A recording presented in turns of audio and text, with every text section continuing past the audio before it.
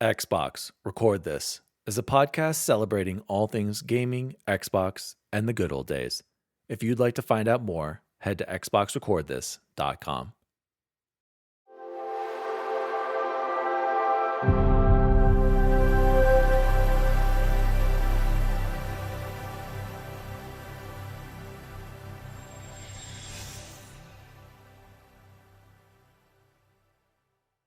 Oh, hello.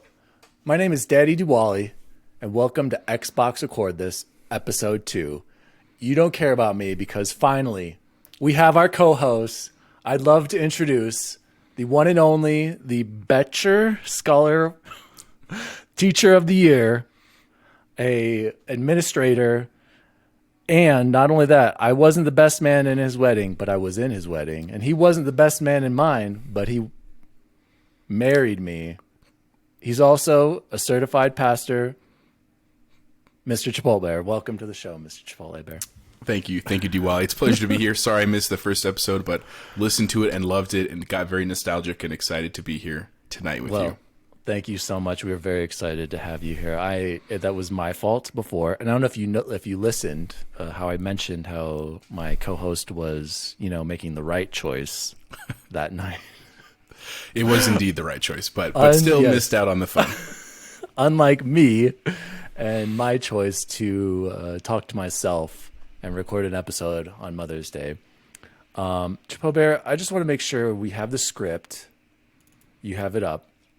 Yes, sir. I just wanted to say or ask you, can you give me just about a 1-minute summary of your gaming history up until the point where you played Xbox and everything changed? Absolutely. We'll make it real quick. As a young kid, did not have an NES, but played it at cousins' houses and stuff, mostly Duck Hunt, Super Mario. Yeah, never even played familiar. A Link to the Past or anything like that. And then when I was, I think it was first grade, got a Super Nintendo SNES for Christmas. And man, I played Super Mario World to basically burnt out the cartridge, but felt a supreme sense of accomplishment. And then after that, did PS1, PS2, PS3, and then eventually Xbox, which I think would have been like middle schoolish. And when it came out, and honestly thought it was like a joke that Microsoft was even trying to get into the video game sphere so late. Wow, you heard it here first. A joke, you guys. It was a joke. Chipo Bear. And so thought it was a joke. Yeah, sorry. Kids running around. Oh, no, it's okay. There's a sleepover okay. upstairs right now. Oh my gosh. What a night to record. We're going to get some crazy action tonight, guys. Absolutely. No, and then honestly, since that, really have never gone back. And a lot of it is because of you, right? And our friends who are all in the Xbox sphere, but, just genuinely happy with that decision. And since you mentioned our weddings, for the listeners out there, that was actually the groomsmen gift that all of my groomsmen bought together for me. You guys bought me my Xbox One as a wedding gift.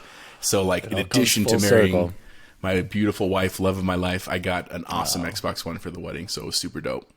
Well, you know what? I completely forgot about that. That is a really cool story that I forgot about. So that's awesome. All right. Somebody clip that. Zella clip that. You get my editor? You get the editor reference? Zella? Do you get what that's from? I don't know. Dr. Disrespect, his editor is Alex, so I did the opposite. Got it. Zella with an X. The X. That's awesome. Moving on. So I just want to build on that. I never really explained this in the introduction episode or my last episode. I never really said, oh, well, what do you do? Why should I listen to you? I just want to make it clear that Chipotle Bear and us, we are not professional journalists. We're not professional content creators yet. I think we're on our way. We just love games. Our background, I just want to make it clear, is that we don't have a background in journalism. So our news section is going to be pretty questionable at times. Pretty low stakes. But we're going to cover it and cover the big stuff. I think this podcast is going to be more about our reactions and what we're excited about and the good old days. And I just want to make it clear that, we have an education. Both of us went to school for education, and I was a history major, and then I got my teaching license, taught for a few. Actually, forgot ironically to mention, I don't know if it's irony, but I forgot to say that I did teach with Chipotle Bear for 1 year, so that's another crazy thing between us. And then I'm still in education, but I don't have my teaching license anymore. And yeah, I just wanted to cover Xbox because I feel like there's a lot of hate going on Chipotle Bear, and I don't get it. So I want to bring a positive voice, and who better to bring some positivity and just amazingness to our lives than Chipotle Bear? So I'm excited to have you as co-host. Well, it's a pleasure to be. By the way, it's not set in stone. This is your interview to become permanent co-host. So maybe I'll be an auditioning or guest co-host from time to time. But no, I agree, man. It's nice to bring positivity to the world, kind of like the Ted Lasso of the podcast world, especially around video games. Just relentless. Who's Ted Lasso? I don't even know. Oh my goodness, you have to see Ted Lasso.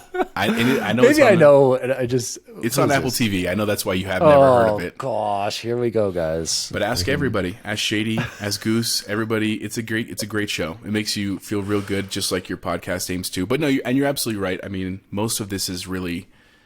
We are not journalists by any means, but we are educated, and we just love games. We've loved them since we were very young, and it's nice to be able to share a lot of the nostalgia. That's what I definitely loved about your first episodes, and it seems like a great theme to carry out through all the podcasts. Yeah. And sometimes we just need that because there's just a lot of hate out there. It's real easy to hate from behind the keyboard. And so it's nice to bring a little bit of fun and happiness to that. And like you said, we're both dads. We're both middle aged. Definitely don't have to do this, but just really want to and have lots of great friends that are similar. So it's nice to do that. Exactly. And that's what I want to say with the bottom line. You kind of went over it, is that we're both dads. We're both husbands. We were born in the 80s. You were born in the not so great year, but we've gotten a month ahead of me. Oh, yeah, that's right. You're really close. Never mind. He's close. He's actually not even a month, probably. Yeah. So not even. We have gotten to experience awesome consoles. Like, we've been there from we've gotten to see, like you said, NES, SNES, PlayStation, 64. We've gotten to experience it all. We have a good range of experience. So we just want to share our perspective and passion for gaming, Xbox. Yeah. And honestly, to just spread that it's totally fine to be a grown man and playing games, not that it was ever not, but it's just the world has changed a lot to where tell that to my wife, Chipotle Bear. Can you please, the next time we hang out, tell her that it's perfectly acceptable for a grown ass 36, almost 37-year-old man to be a gamer. Okay, I'm gonna need you to do that for me. I agree. It's a great hobby. It's really cost effective in terms of like hours played and money spent, and especially with Game Pass now. Oh yeah, worth every penny. I would never hesitate to do that. Speaking, perfect segue into this next section here. What have you been playing, my friend Chipotle Bear? Let me just say this really quick on the money thing.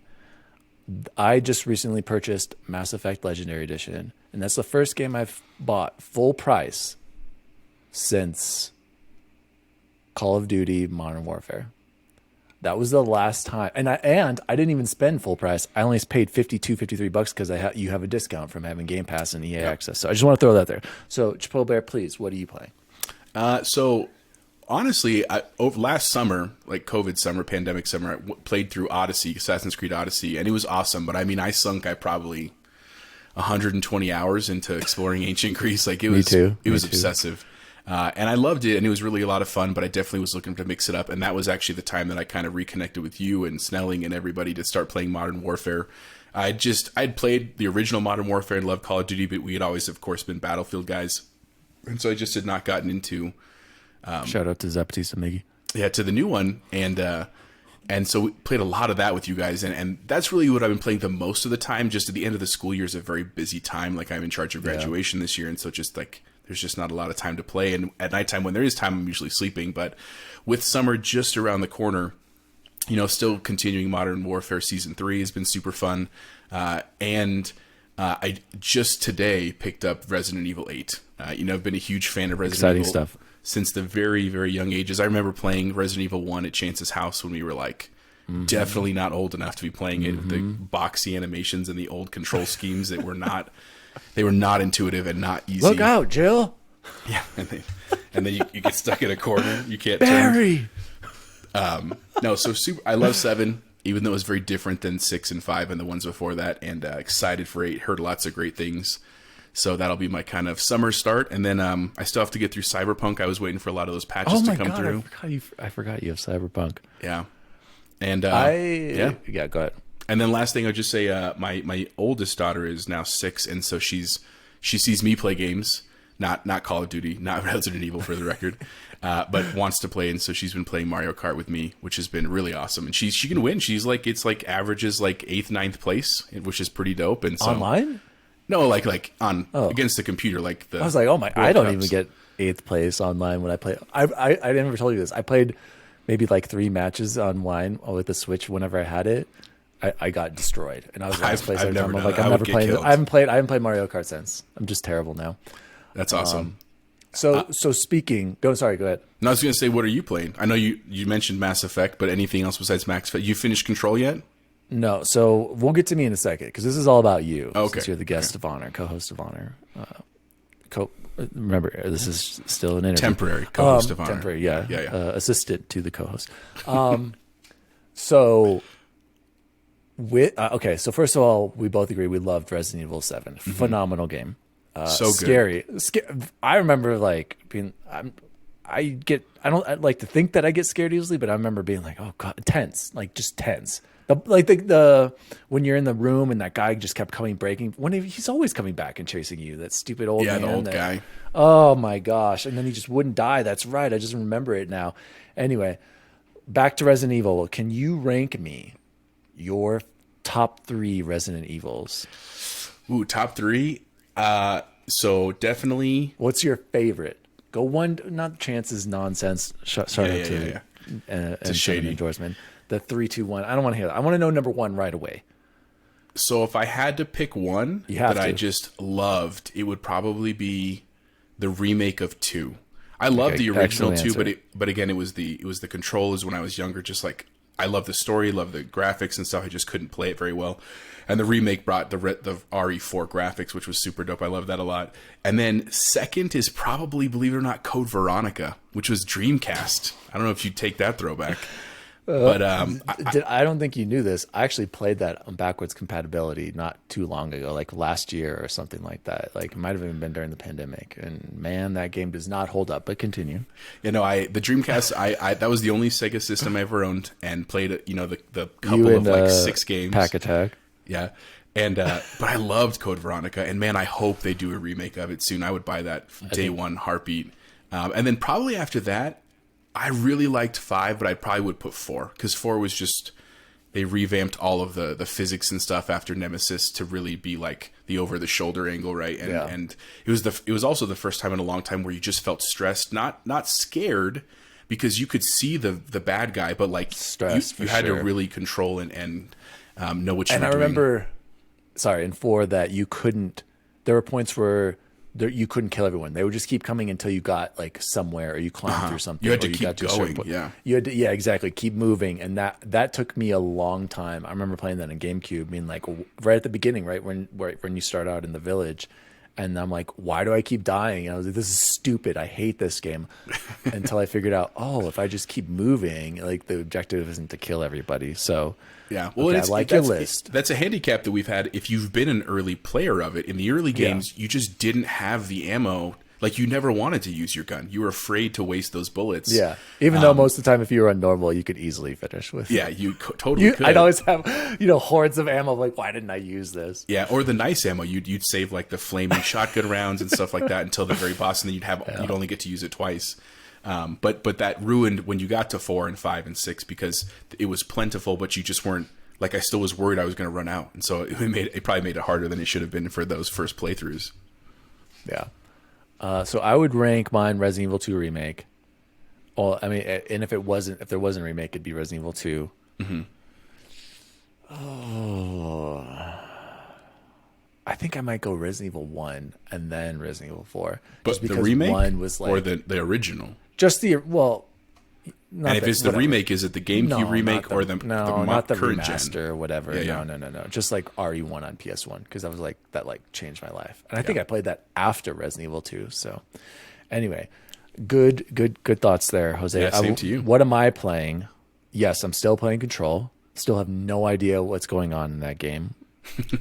I found my brother Apparently, he was like involved in this program to be the potential leader.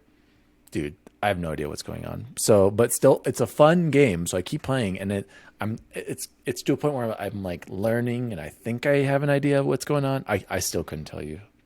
Anyway, I'm close though. I can feel like I'm close. I think there are 10 like chapters or levels, and I'm at like 7 or 8, so I'm close. And I wanted to finish it, but as you know, Chipo, I don't know if you can see my which also Chipotle Bear gave me this shirt as a gift. Mass Effect Legendary Edition came out today. Yes, and it did. Lucky for me, I preloaded it and had it ready to go last night at 10 p.m. Mountain Standard Time. I jumped right in. And Chipotle Bear, you're probably thinking, this guy's crazy. He's already played this game. I'm not even kidding. Probably 50 full playthroughs. It's incredible. Chipotle Bear. That is I didn't know it was that number. That is impressive. Dude, and I couldn't stop playing last night. I was up to like 3, and I had to go into work this morning, and like I just couldn't stop.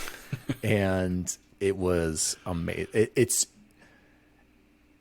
I love just how smooth everything is. That 60 FPS. I talked about this last week.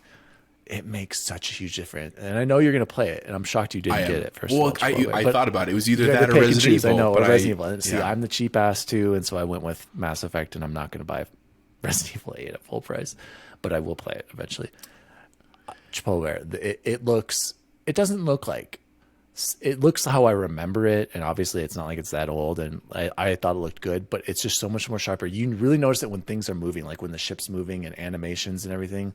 It's so smooth. And like Shepard has this new running animation when you're running through the Citadel. He looks like an idiot, but it's so good. But they've actually made some subtle changes, and I don't want to get into any spoilers, but I ran into one of the Asari that you talk to, the one who's like the psychic and asks you to go talk to some guy in the bar, and like I don't want to spoil it, but it's different. Like they've made these little changes. I'm like, that's not the same. So I'm excited to see what else is. Oh, and I landed on a planet, and I fought this from one random beast that you can kill, and it was completely different. And I was like, what the heck? And I got destroyed too. But I'm playing on Insanity, of course. Got to get all the achievements, of course.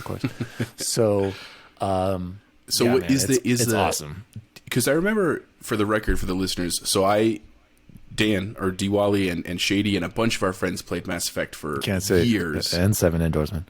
And they always said how great it was, and I just was like, yeah, I'll play it one day. And then it was probably only like, oh my God. No, it was more than 6 because Penelope's 6. So it was probably like 8 or 9 years ago, but way after these had come out. It was before 3 came out. You haven't played them? Don't tell me. No, I did. But I'm saying I had not played them when they come out. I hadn't played 1, I hadn't played 2, and before 3 was going to come out, you guys were like, "Go do it!" And you finally, I think Endorsement sent me the discs, and I was like, "Okay, I'll finally play through it." And obviously, like 1 was a 360 game, right? So like, much more clunky on the 1. The controls were just like slower and stuff. Have they improved that in the new edition, like with the 60 FPS and stuff? So speaking of the clunkiness, it doesn't feel clunky, but it doesn't feel like Mass Effect 2 combat. Like it's still okay. It still feels like Mass Effect. Everyone's like, "Oh, we've done a lot of work." It feels less clunky, but still like Mass Effect 1, not like Mass Effect 2. The guns feel a lot better. Like I remember reading in the reviews how the guns like each have a distinct feel. I would definitely agree with that. Like like my pistol pops, and like the machine gun, I feel like the guns feel way better. But as far as him, you still like do the slow sprint, and then like to take cover, you still have to like lean up, get up close to it, and then he's supposed to auto do it. And so it's like, got it. But to me, I just love the game so much. I'm not like knocking it. It does run great. Like it's 4K 60, and it looks awesome. Everything looks way. It's the way that these games should have been played. And I have no problem going through these again. But I wanted to say, you went back and played them. Dude, I went back and played it last year during quarantine, right at the beginning of quarantine last year. I played, I think I told you this. I played all 3 Mass Effects on PS3. Oh yeah, because where did you find the PS3? Trophies? I needed to get the platinums. I randomly had one because I wanted to get all the platinums for Uncharted. And so I dusted that off. Had to wait 5 hours for it to do an update, updates and everything. Clunky. I literally went back and beat Mass Effect 1, 2, and 3 on PS3 and got the platinums for all of them. And after that, I beat Andromeda, which is not a good game, I didn't hate Andromeda. On my PS4 Pro. Oh, No, I love. Okay, Andromeda has the best combat and best powers and best leveling in all the Mass Effects, hands down, best combat and great multiplayer. Yeah. But the story, I don't remember anything. Chipotle, I barely remember Ryder. This is the name of the main character, and that's it. I don't remember anything else about that game. It didn't have that beautiful memorable. too. It was beautiful. It was a good looking game. So yes, if you couldn't tell, everyone, I'm a huge N7 fan. Mass Effect super nerd, And all of our whole squad too. That's our tag. Like on Modern Warfare and Battlefield, that's our clan tag is always N7 crew. I just imagine I just imagine though some guy who's like the one guy who everyone hates at like Sony, who like they put in like the storeroom in the back, and they're like, all right, you got to monitor the servers for the PS3. And he's like, well, no one's ever on it. And then all of a sudden last year there was Dan in quarantine pulling up all the Mass Effects. That was you. And this is horrible. So one nice improvement to the remaster collection is there are these achievements for completing a certain amount of missions with each of your squad mates, right? And you only have to do 5. It's so nice. I've already unlocked like almost all of my squad mates, right? In the first game, Jose, you literally had to beat a majority of the game with the same 2 characters. Yeah, I remember. So not only did I have to go back and play 1 as it was, clunky and even runs even worse on a PS3 than a 360, I had to do that 3 times on Mass Effect 1 to get that platinum trophy. So you know extreme, horrible dedication. Disgusting, actually. That's actually a source of shame in one. You know what character I did not get in 1 the first playthrough because I didn't have enough. I forgot what the trait is you have to have. I didn't get Rex in the first one. Oh my. I was 1 point shy, and so he like didn't want to join, and then he like dies in the next scene. Spoiler alert! But it's like 15 years old. I was really disappointed. 2007. So yeah, it literally is 14 years old. Yeah. But spoilers. So big pointer for all of you guys out there. Dedicate immediately every time you can max out your charisma. That's whatever what it is. It's the lying one. What's the lying one? Renegade and Paragon. Sorry. So whatever the speech one is, max that out every time right away. I think it is. I was just playing it last night. Every time, you get the extra choices. First. And save some until you become a Spectre. Then you can make it even higher. So yeah, you need those dialogue choices. Enough Mass Effect. We're going to talk about it later. Yeah, no, I know. Sorry, derailed it. No. I'm saying. I mean, I could talk about Mass Effect the whole time. So, Chipotle Bear, let's take a look at the news. I know you don't see this because I know. I'm just gonna pick and choose on the fly. We're just gonna kind of go do it. I don't want to read about this. I don't want to read about this. I don't want to read about this. Here's one we'll mention just briefly. Chipotle Bear. Speaking of Resident Evil Village. And you can't read this, but if you just want to go to IGN, I'm just looking at the news under Xbox. You're fine. Or you can just go to just their standard news. What do you think of this, Chipotle Bear? Do you think I know nothing about game sales, so I don't know if this is a big number or not. But Resident Evil Village, this is over on IGN. Adam Bankhurst, thanks for this. You probably took it from someone else, but oh well. Has shipped over 3 million units globally. Okay, and overall, Resident Evil as a franchise has exceeded 100 million in sales. Dang. So keep in mind, Chapeau, it's only been out a week. 3 million. Is that a big number to you? Well, I mean, if I sold 3 million of anything, I would be thrilled for the record. Yes. No, agreeable. I mean, I think what's important to remember when you see things about sales is just that. So when we were kids, right, and like a Resident Evil would come out, just the sheer number of kids that would have a console and that would be into that genre was significantly smaller, like many, many, many times smaller. So you just weren't going to get these big numbers. And as there's been a proliferation of games, and as they've become much more available on, like, you can buy RE8 for the PS5, you can buy it for Xbox, you can probably buy it for PC. I bet you they'll port it to Switch eventually. Like, that's obviously going to inflate numbers. But what's really important too is that in that same time where it's been much more easier to ship stuff, there's also just a proliferation of so many games. I mean, like you talk about it every episode, like how many games are just on Game Pass that you basically are free, assuming you have the subscription, whether it was discounted or not. It is pretty impressive that games are still selling as like those AAA titles, and that they're still making these studios incredible amounts of money. And granted, Resident Evil is an old IP, right? Like, it's been around for a very long time.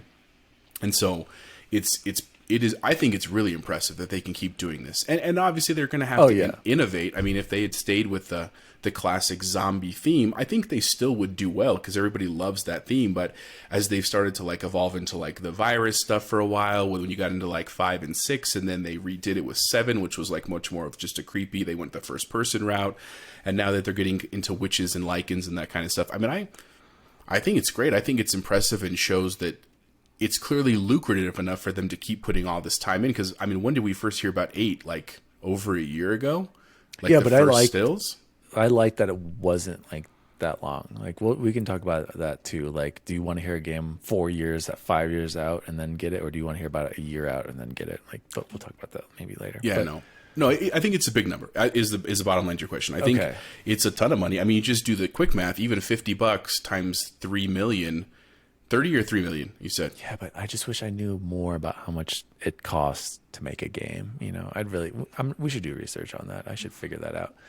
Chappelle Bear, just throw this. I just want to throw this out there for you. What do you think is the number one selling Resident Evil game of all time? Because I'm looking right now.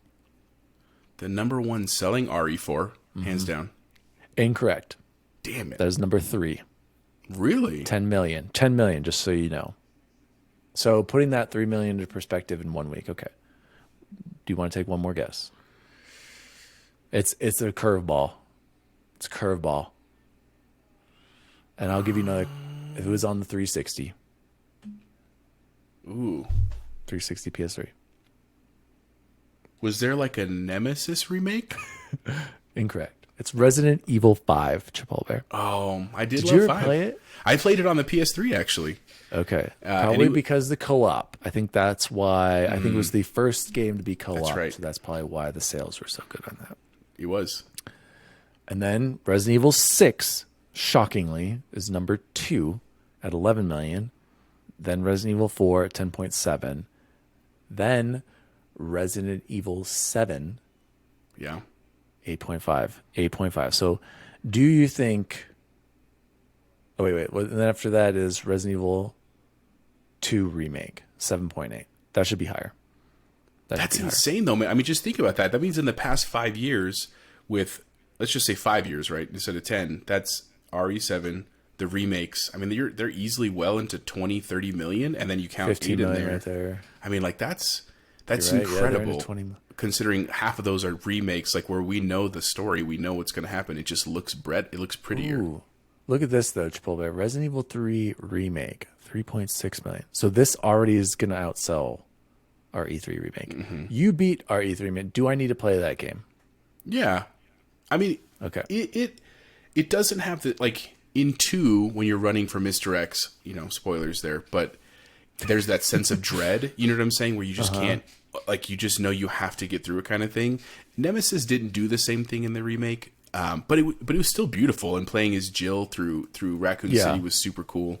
I mean, I think what it does is when we were kids, you have to imagine a lot of the game in your mind, even though you can see it and they're pixels right there, but they're grainy, they're blocky. It's hard. You envision it in your mind. It's really nice to see that envisioned for you as an adult on these beautiful, beautiful games. You know what I'm saying? Mm-hmm. So I think that's a piece of it for sure. But yeah, that's surprising. I mean, that's a lot of money, man.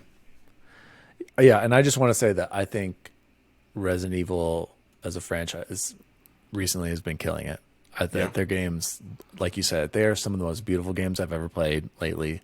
And I can't wait to hear what you say about 8 because I hear it's awesome. Yeah, well, and you know they're doing the Netflix series, right? I think it's this summer or this fall, right? That it's going to be it's all CGI, but it's like a series that they're going to put out. Yeah. It looks awesome. So, and I just want to say that they're absolutely killing it. And you're right. Like going to first person, I would have never expected that, and it was awesome. And how they tie into the universe and having a different character, and I'm excited to play it, but as you know, I'm cheap. But I'm glad that you are playing it, and you can cover that while I just play Mass Effect for the rest of my life. Moving on.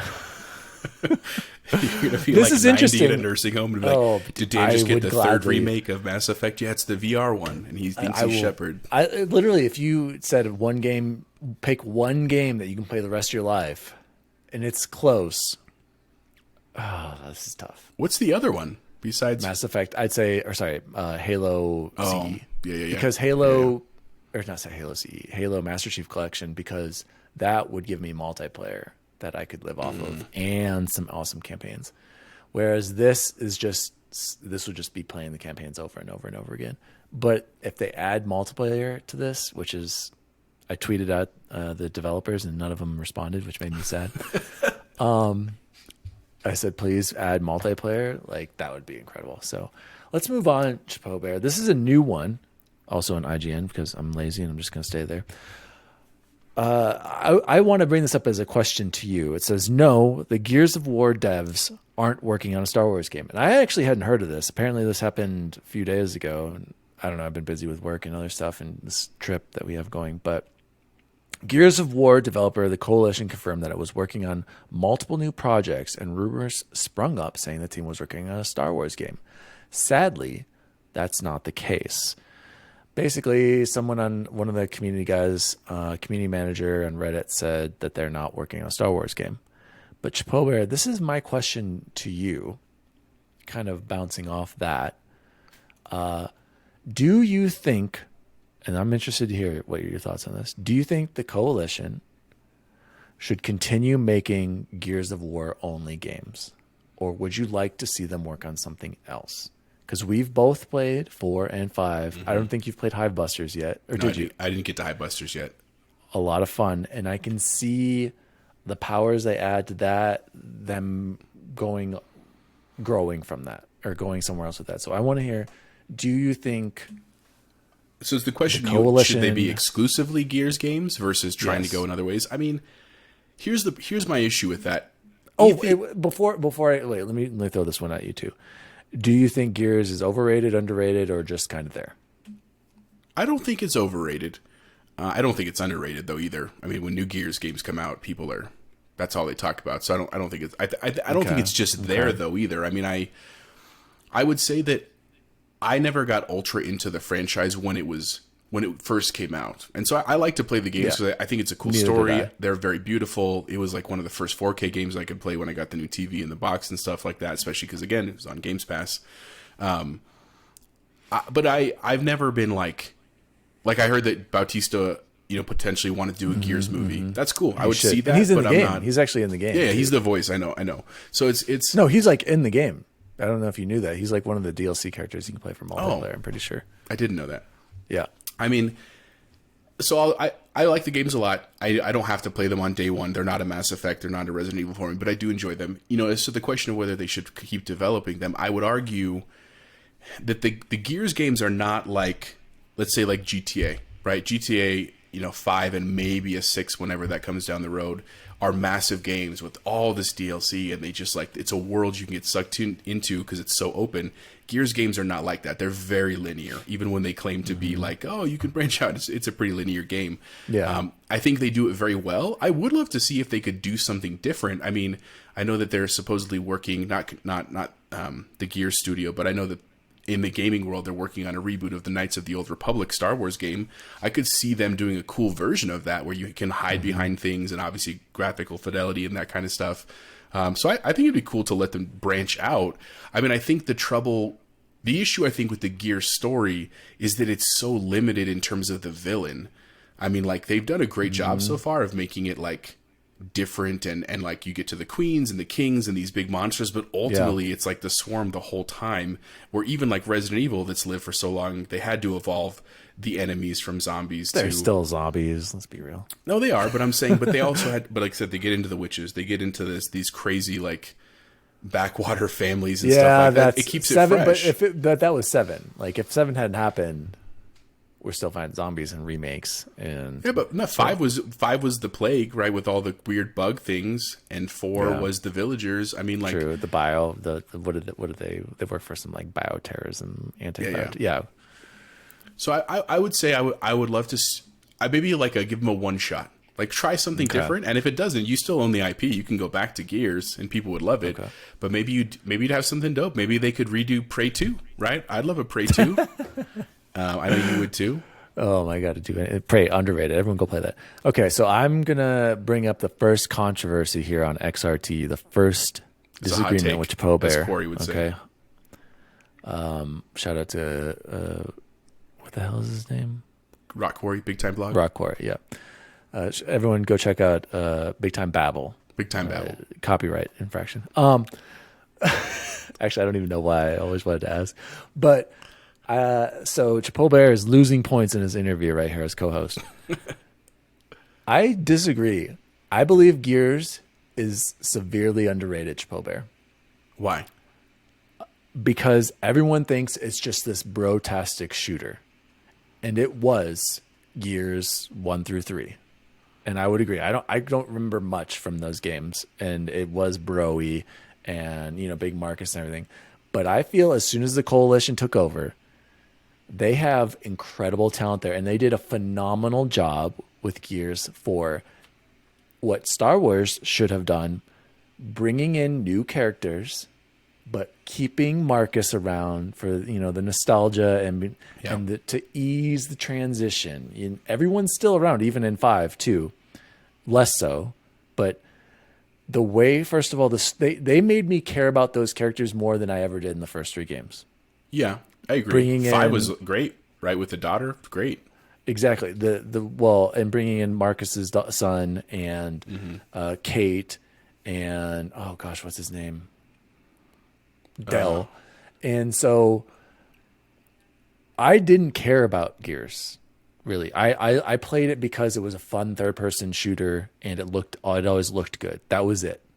But after playing 4, and especially after playing 5 with the ending, we don't want to spoil the ending because probably a lot of people haven't played 5.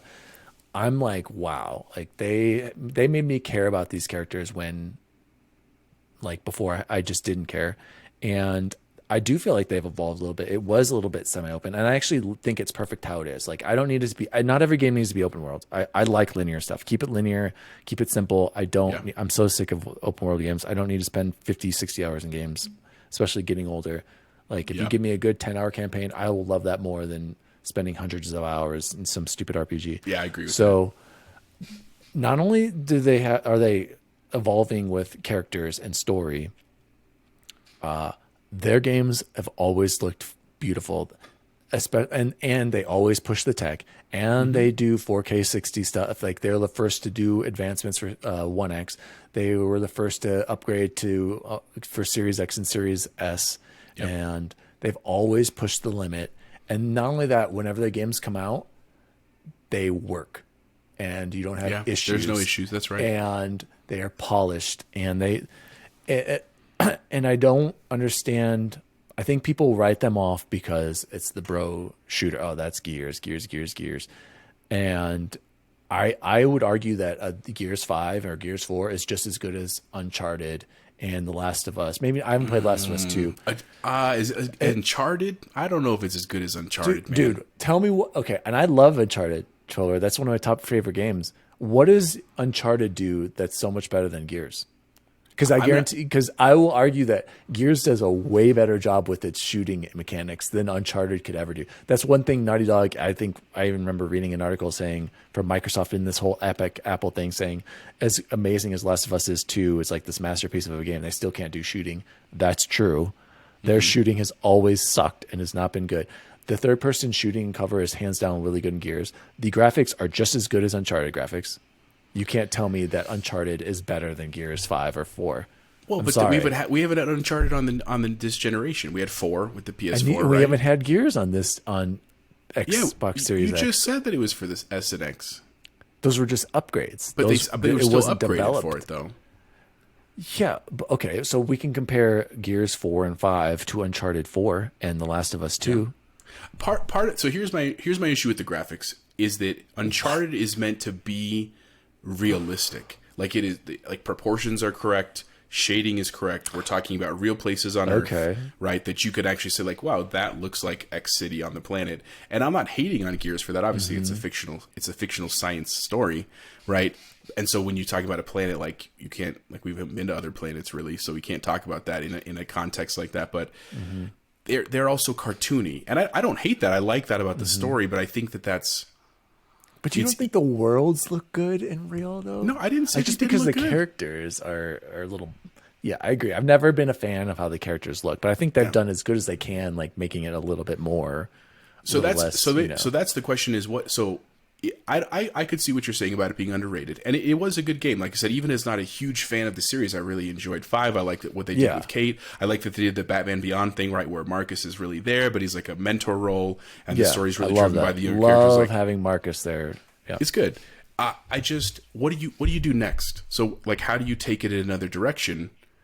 And the same question with Uncharted. I'm curious to see what they're going to do with Drake and everybody.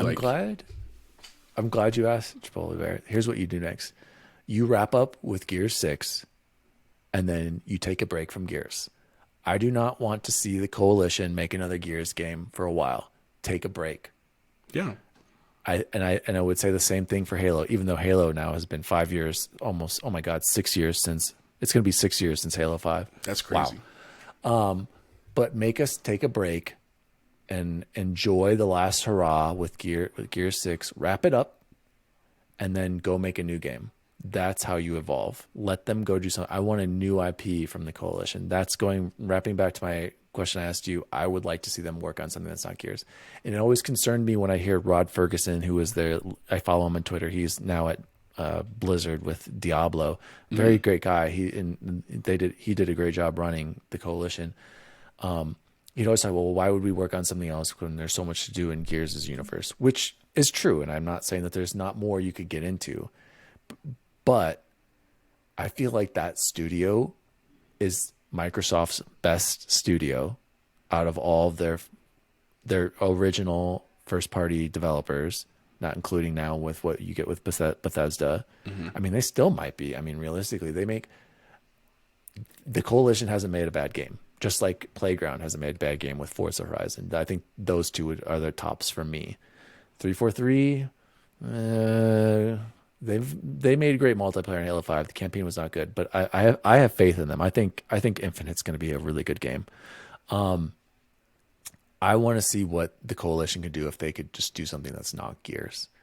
And I'm hoping, please, let them wrap up 6 and then let us get something new from them. Because I feel like they have so much talent that matches everything from any other top developer in the world. So yeah, I like that. And it would obviously be nice to have a game built in the engine for this generation, right? The PS5 and S and X. Like, it would be nice to have that because it would be gorgeous. It would flow really well. They could do a lot with the computing power and stuff. The problem they're going to run into, though, is what happened after 3. Is that 3 was supposed to be the end. Like, it was a trilogy. We all saw that coming. Like, it was great. And then it was just so popular. Everyone was like, make a 4. And so they had to go back to the drawing board and redo it. And they did a great job. They did a great job with 5. But that's the concern if they make a 6, is like they say, this is the last one. And then they try some new IP that's not great, right? Or a couple that didn't do as well. And I guess we'll just go back to Gears of War because it's easy money. Then you start getting into like crappy games. You don't want that. You know what I'm saying? Yeah, I'm not saying this is the last one, though. I'm saying we're just taking a break. Like, okay. I'm not saying like the Gears universe is done. I'm just saying take a step back. And they've made Gears Tactics, which I have to admit I haven't played. I don't know anything about it, but I hear it's good. I've just endorsement. Maybe I should. Maybe I should play a tactics game. But I just feel like they have so much talent, man. And like I said, I think the biggest thing that I can say why I believe they're so good is like I'm not a diehard Gears fan. I didn't care about Marcus or any of those guys. I just played because they're fun shooters, right? Now I care about Kate. Now I care about what's going to happen with Marcus and his son and Dell, and I think that's awesome. And I love the gameplay is so good too. It's just crisp third person shooting. But anyway, let's move on. Yep. Let's say next news item. Not really a news item, but I just wanted to bring it up to have a little laugh at this. Jose, do you remember a game from Ubisoft called Skull and Bones? I know the name. I know. Let me just remind you. It was to rival. What was our other pirate game we played? Right? Sea of Thieves. Yeah. And remember Assassin's Creed 4? How everybody, or was it 4? Yeah, Black Flag, where everyone loved being a pirate. Yeah, great game. Chipotle Bear. The reason why you don't remember it is because it was originally announced at E3 in 2017, and I remember this. I remember watching this E3. And I remember like, oh, that's funny. It's coming out around the same time as Sea of Thieves. Maybe, they're going to be like these two pirate games. Yeah. Exactly. And what's funny is even then I was like, I wonder if Sea of Thieves is going to come out and even be good. And that's like a mega hit. and I'll be honest, I don't get it. I think Sea of Thieves is beautiful, and I think there's some good potential there, but I think a sequel could do a lot for that game. I think it needs to have a single player. We'll talk about Sea of Thieves in a second. Yeah. But anyway, so Skull and Bones was supposed to be released in 2018, delayed to 2019, then 2020, and now it's again to 2021. Now it's delayed till 2022. What do you think this means for this game, Chipotle Bear? I mean, I think they got a good VC or a good backer financially, because how do you delay a game for 4 years and still like have the project roll through? Yeah. I mean, I remember the demos that it looked cool. I mean, the premise of being a pirate with your buddies, right? Online co-op and raiding other parties. I mean, And it's being like, Assassin's Creed, basically. yeah, it's a really cool idea. It is. The problem that I think is with that kind of a game, it's the same problem we had with Sea of Thieves, was like we had a great time all playing together, but ultimately we just didn't feel like there was enough to do fast enough, even though they were releasing a lot of content. I haven't played it in 2 years. Yeah. I bet it's really great now. But we all just deferred back to Halo. We deferred back to Call of Duty, to Battlefield. Like, it's just the FPS is king. And so it's hard to do something in multiplayer that's not in that world. But I mean, I hope it comes out, especially throw it on Games Pass. I'd check it out if it was on Games Pass. Exactly. Yeah. So going back to what you kind of mentioned with Sea of Thieves, I remember when I saw this game, like thinking, well, why are you doing this? There's already going to be a pirate game literally doing the same thing. And then I played Sea of Thieves, and like you said, I enjoy it. I think it's beautiful. I think it's one of the best looking games, like artistically too. And playing with you or with people, it's fun to, oh, we got to get this, like shoot me with the cannon, let's take out these, oh, we got to get this, oh, they're attacking us, there are these cool little stories that are happening, but ultimately the rewards I felt like were nothing. Oh, you got some cool cosmetics. Yeah. And not only that, it took forever to like really get to good stuff. And I didn't like how you couldn't play it online by yourself. I know you can, but like I wanted a dedicated like story campaign. Yeah. Where only you could play. Like I feel like if Sea of Thieves added like a real dedicated solo experience, I would play that game a lot more. Yeah. I don't like having to rely on having other people to play. And I almost felt too that the map was too big, like it was too much sailing. Because I remember there'd be times where I'd be playing with you or Goose or Mickey, and I'd like literally be falling asleep as we're sailing. There's just too much distance in between forever. Stuff. Yeah, exactly. Like, why are developers or people who make these games make these maps so big? Like, just condense it. We don't. That's not fun to be on the seas for 5 minutes. It's fun for that first minute to be like, all right, put up the sail, let's pull up the anchor. Let's go this way. Yeah, that first minute, cool. But like 2 minutes of it, not 10, like a minute of it, not 5, it's just condense everything, guys. Like it doesn't need to be these massive open world games. Like I know I mentioned that about Zelda Breath of the Wild. That game is so overrated, but in that map is so big, and it doesn't have to be. It could be half the size and that game would be even better. But going like on what you said, what I hope that Skull and Bones does, if it ever comes out, because apparently it's coming out, because why would they keep delaying it if they didn't believe in it, or if they've gotten so far, like this game's coming out, like if you keep it would have died delaying 2 years ago if exactly. it wasn't going to make it. But to be fair, I mean, I don't know. Anyway, I hope that it's like Sea of Thieves but improves on it and has a good kind of like campaign story, co-op story element to it, kind of like The Division, only as pirates, like that would be really cool, actually, now I'm thinking about it. Yeah. And the best parts of Assassin's Creed Black Flag, that's that kind of, I don't know. I wasn't too big on the ship combat, but like, I guess that has to be a part of it. But just give me a good co-op campaign where we're both, like, I think that's actually a great idea. Like what I said, The Division only as pirates. Like that's awesome. We get better gear. We fight bosses. We fight enemy. There's some sort of story tying it all together. That's what I feel was missing in Sea of Thieves that Skull and Bones could bring to the table and would have me interested. Like, but yeah, I would love to play this only if it's on Game Pass. Like, why would I pay 60, 70 or whatever, $70 for this now? Especially since it's been delayed so much. Yeah, so. it'd have to be compelling to pay full price for it, like the single player, if they have one, or if it's just multiplayer, for sure. I just wanted to quickly, there's I think that's basically some of the big news. I'm gonna go check out something else really quick, but I just wanted to ask you, Chipotle. I don't know. I think you follow Xbox on Twitter. Did you see what they're celebrating recently? I didn't. Oh my gosh, we got Xbox noobs here. Okay, -points again on the interview. They just recently tweeted out, and I thought it was really cool. They've changed their little logo. It's 20 years. Their 20th anniversary is coming up. I did see that. Yeah. Sorry. I know you did.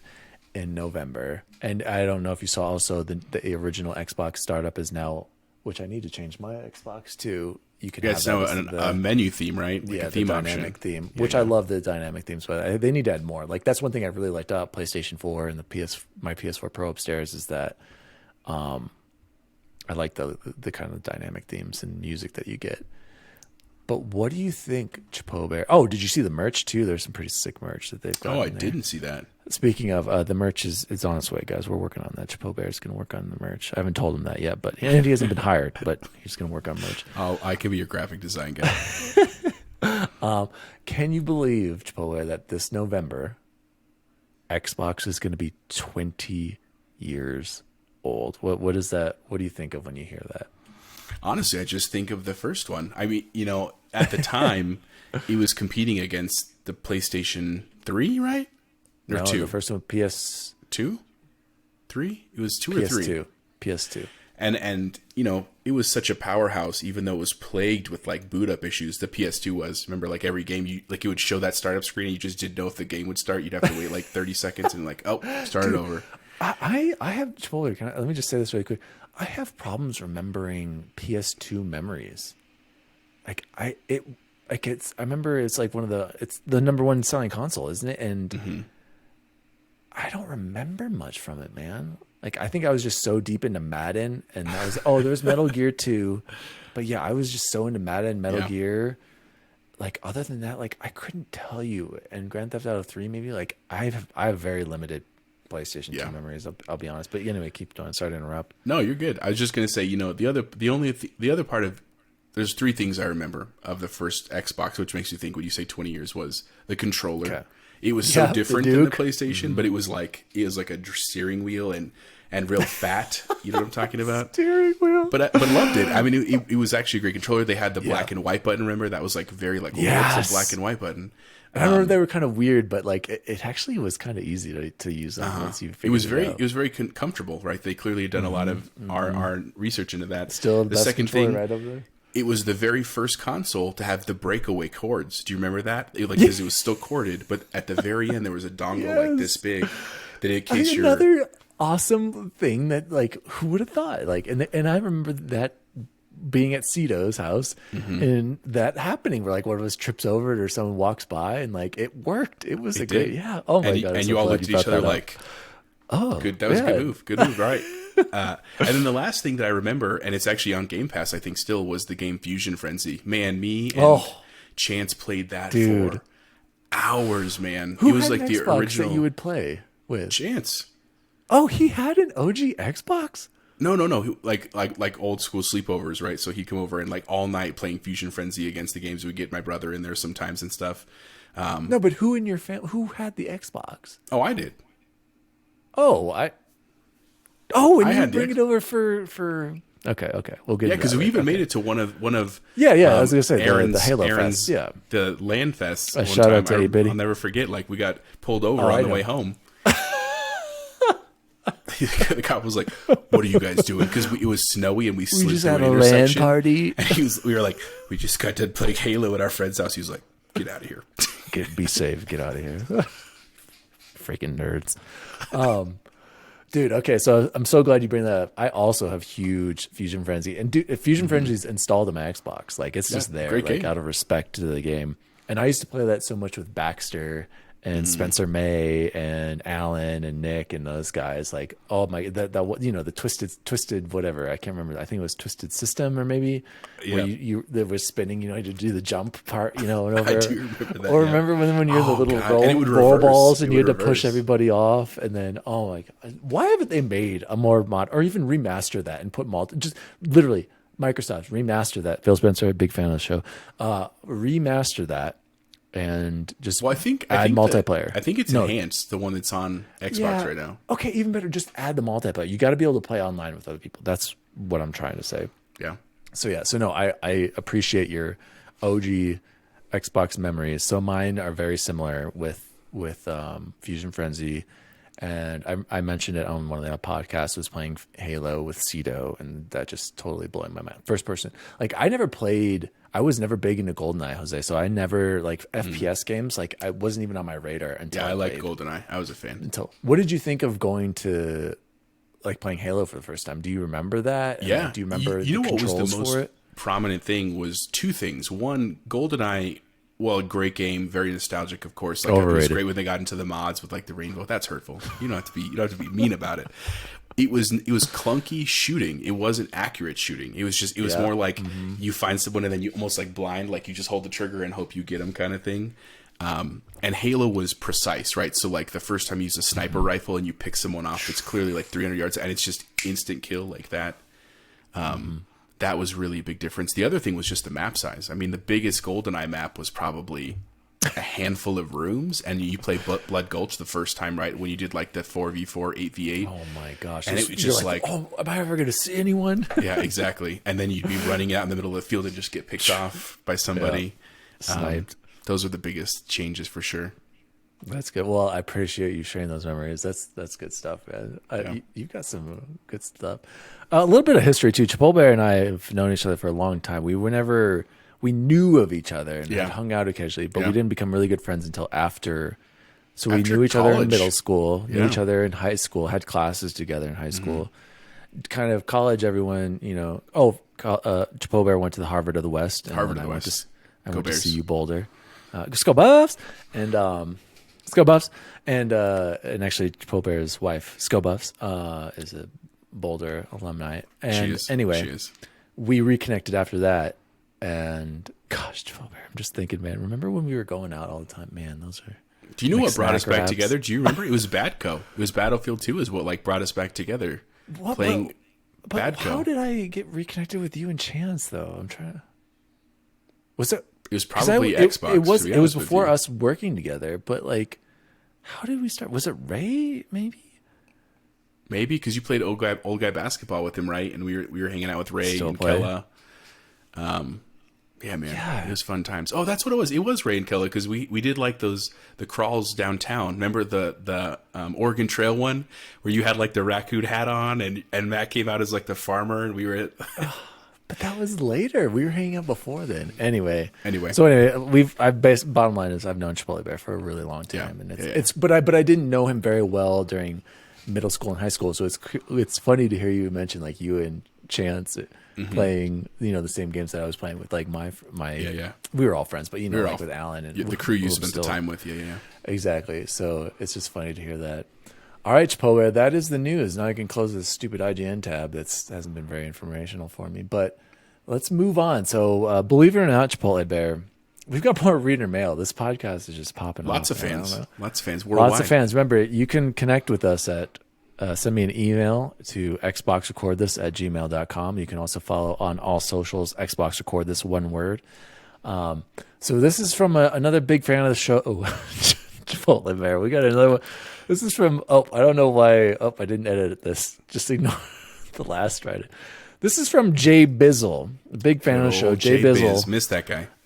does not write in about frame rate. Horrible notes here. He asks, "Hey, Daddy Diwali and future co-host." Well, Jbizzle, you're right. Future potential assistant to the co-host, Chipotle Bear is here. I love what you guys are doing on the show. You make my commute so much more bearable, so thank you. Well, no problem, Jbizzle. We love to help you out there. We love you, buddy. Yeah, man, we love you, Jbiz. Actually, Jbiz, I might see you in North Carolina tomorrow, possibly. So if you're listening to this has already happened. So Marty My McFly question, reference right there. Yeah, is why do you think Xbox is underrated and why everyone loves to caca on them? I know you covered this before, Daddy Diwali, but ask your assistant to the co-host the same question. Thanks. I represent XRT merch out here in North Carolina. Well, it's funny you say that, Jbizzle, because we haven't released the XRT merch, but I appreciate it. I mean, if you've created your own shirt and are wearing it out there, send me what you're working with. So Thanks for sending in that question. Chapeau Bear, you heard me talk about this. Basically, I think this might have been actually in the introduction episode. I would like to hear your thoughts on one, I guess I should say, do you think Xbox is underrated? And two, why do you think everyone holds Nintendo and PlayStation to this, up on this pedestal? And why do you think everyone likes to, just throw shade at Xbox all the time? Because I know we all see it. I mean, you can't ignore it. So a couple thoughts with regards to Nintendo. We'll do them first. It's easier. I think honestly, a lot of it has to do with respect. Like Nintendo was the original gaming system. It's beloved. Even if you were a casual gamer, even my wife, right, who makes fun of me for playing so many games, loves playing Nintendo. She played Nintendo as a kid with her cousins and stuff like that. She can still hold a candle to either Mario Karts and Mario and stuff today. She plays with our daughters too. So there's a respect thing, and Nintendo was smart, right? So when we got into the generation where it was like PS3 into PS4 and the Xbox into Xbox 360 into Xbox One, they basically said like, look, we're not going to compete on the computer level. Like, we're going to go a completely different way. They went the Wii, which I know you talked about in the past, it was successful in certain circles. It was not successful in like hardcore gaming circles. But they didn't give up, right? They also had a ton of funding and again that history, and so they were like, we're gonna funnel it into a ton the of Switch. sales. Yeah, a ton of sales because it was a party game, right? It was what you could still do with your friend, even if you've never played a game in your life. You could pick up the remote and play bowling, and you can make the me that looks like you and whatever. And everyone else was like, "This is stupid." Yeah, the Avatar that was a big deal. Yeah. I mean, it was, and so they were smart. They leaned into that with the Switch, and I remember seeing the first previews for the Switch and thinking like, "That's stupid. Who would ever do that?" And the Switch has killed it. I mean, because it's portable, right? It's the Game Boy mentality that you can play it anywhere. It lasts well. It's graphical fidelity to a degree, and they've had so much ported to it. You can play Skyrim on it. You can play Resident Evil on it. You can play Mario Kart on it. I mean, like even Stardew Valley, which was a great originally like iOS Android game that was ported to it, is a great game. Okay, I agree with your respect. I do. That's a good point. It is out of respect. And you also brought up how your wife can play it. Yeah. And I agree. Like Allie can jump into Super Nintendo, or not Super Nintendo, Super Mario World, which by the way, I didn't list as one of my top 5 games on SNES. Yeah. I need to revise that. That's number 3. Allie can jump into Super Mario World and Mario Kart and absolutely destroy in there. And she's not a big gamer at all. She doesn't even play it right now. Like I tried to get her to play Cuphead and she's stressed out after 5 seconds. Like, I can't do this. This is just too much.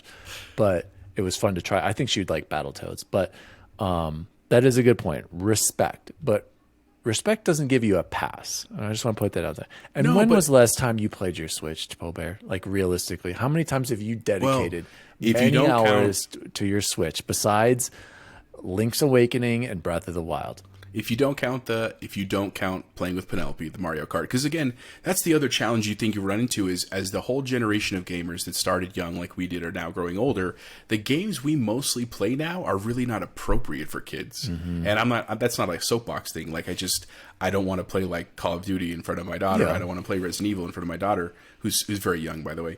And so Nintendo's the only option. Like that's what I can play. And you're right. I could probably find some Games Pass games, but she can't hold that controller, right? She can hold the little Switch controller. Like it makes sense that there's only a few buttons. Good point. And so I think Nintendo has done well because for the parent that like has a kid, like maybe the parent has given up playing games and they said, my son has now come and said, I want to get into video games. Well, I'm not going to spend $500 on an Xbox or PS5, but I can get a Switch for $200, and I know that probably most of those games are going to be safe for him to play. Animal Crossing, Mario, right, all that stuff. Yeah. It's good IP that's probably why Nintendo has been able to do well, and they're not giving up. I mean, the Switch, it's not what I choose to play when I have my time, but when there are those exclusive titles, or like when I'm traveling, I play the Switch when I travel. Like it's great to play on a plane, right? It's great to like. When my wife is watching TV and I want to play, I can pull my Switch off and play there. Now, I know xCloud is coming, right, on iOS. I'm super pumped for that. That will change some of those behavior patterns, but I think that's why Nintendo has done really well. And then the reason I think it still gets poo-pooed on it compared to PlayStation for a long time, I think, was those exclusives. It was the show. It was Spider-Man, the Ratchet and Clank stuff that they were just able to secure. And they did have the head start. I know it was only a 5 to 6 year head start realistically to the Xbox stuff, but... It did make a difference in people. And the other part that people forget about is the economics of it, is that when those systems were released, Microsoft didn't make as many of the boxes because they weren't sure if it was going to be a hit. PlayStation had already knew they had a hit, so they made many of them. When you talk about the price points, the first Xbox was way more expensive than the PlayStation, and so but also more capable. That's one of the reasons why I personally switched from PS2 to Xbox, was because I saw the graphical difference in performance on Ghost Recon. Yeah, but did again, you know? I just heard this. Let me just say this really sorry. quick. That the original Xbox, I didn't know this or realize it was only out for like 4 years, and then they jumped to the 360 after 4 years. So that's kind of crazy to think about. That they were like, we got to get the 360 out fast, and they got it out before the PS3. So just a little thing to throw out there. No, but to your point about, even though you're right that the Xbox 360, the Xbox One, I mean, almost every generation, the Xbox has been a stronger system. I know we're going to get hate mail about that, but I would argue that on paper it was a stronger system.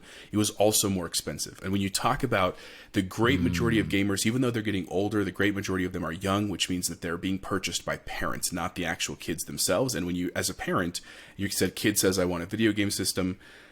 I it's Christmas time or whatever. I'm going to go with whatever is probably the most cost effective. And you can still get really cheap PlayStation 2s and 3s. Right, and 4s now that they're cost effective. It's just Xbox has had a hard time catching up. Now, what I would argue, and it goes with what you said last episode, was I think the Game Pass thing, I still think it's in its early generational iterations, but give it a couple generations, and I think it's going to be the big thing that Sony won't be able to compete with. Because, yeah, they have the PlayStation Store. Yes, you get a couple of free titles every month or whatever, but for $15, man, you just can't beat like these AAA games. And now that Microsoft owns all the studios, like you said, they picked up Bethesda. I mean, that has some pretty significant repercussions. And yeah, maybe EA is going to eventually leave and start their own online streaming service, or maybe 343, or maybe the Coalition is going to do that too. But that's different than a like a movie studio where they churn out a movie studio like Warner Brothers probably puts out 100 movies a year. Game studios can't do that. Even the largest game studios can't do that. And so it makes more sense that they're going to stay with the Games Pass. That I think we're coming on a switch. That's my hunch, my prediction. But I don't want to. You say that the price is a factor. Then why are both Series X and PS5 right now, you can't get them anywhere, and they're sold out, and they're $500 consoles? What would you say to that point? It's us. I mean, as a kid, not all of us are buying PS5s and Series X's. No, but I'm saying the generation is that we have the money. Like, yes, it's still a significant expense. It's crazy. I mean, like, compared to what you paid for the first Nintendos and stuff, paying $500, even though the graphics and the hardware is like millions of times better. We can actually afford it, right? Like we can build it into a funding, and so that's why we can jump on. I mean, like, how you bought 2 freaking Xboxes, like literally because you want to have one upstairs and downstairs. Like, could you imagine doing that as a 9-year-old or a 12-year-old or we were in high school? But, I'm just saying, like, it's not crazy to me. The other part is, and I hate to keep going back to the economics, just for those that are listening, I used to teach economics. Right now, computer chips are at a shortage, right? Because because of the pandemic and resources and shipping and all that kind of stuff. I'm so sick of these pandemic shortages. I'm so tired of it. We can't blame this for everything. Another is also it's over. Like my homies for life, the Apple company, right, who working on all these chips. They're eating up the silicon around the world, and so when you have the Microsofts and when you have the Sonys that are trying to make these very impressive but very technically challenging computer chips, it's hard to do. I mean, like, this is a very technical answer, but like when you make a computer chip, like let's say you make a batch of 100 chips, they actually make calculations for how many chips will actually be have fidelity and will work out of that batch. And so the harder your chip is to make, the more that error number increases, and so that means less production that you get stuff. And then you of course add the hype. I mean, the hype doesn't help the situation when you talked about, like, obviously Spider-Man did really great on the PS4. They were going to release the Miles Morales one. Obviously when they introduced Halo Infinite, I know it was a lukewarm reception, but just the fact that there was another Halo on the next gen thing, everyone was like super psyched about that. And so, I mean, they told us we pre-reserved ours in September, right? And then they came out in November, and they told us even in September that they were going to be sold out till April, May. That's still the case. Dude, I can't believe we're in May and it's still like, this is going to be going on. Like, it's wild. But you say the value thing with the Switch. Switch is $300, Troll Bear.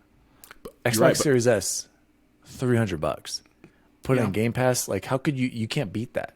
The one thing I don't like about that, though, with having an all digital system, if most people have internet, right? But I ran into a scenario recently with a personal friend, Askins. He went out and bought a Series X for his kid. and he bought, and this is the first console he's ever bought in like years and years, and for his kid who's in like, I don't know, probably like fourth, fifth, sixth grade maybe, and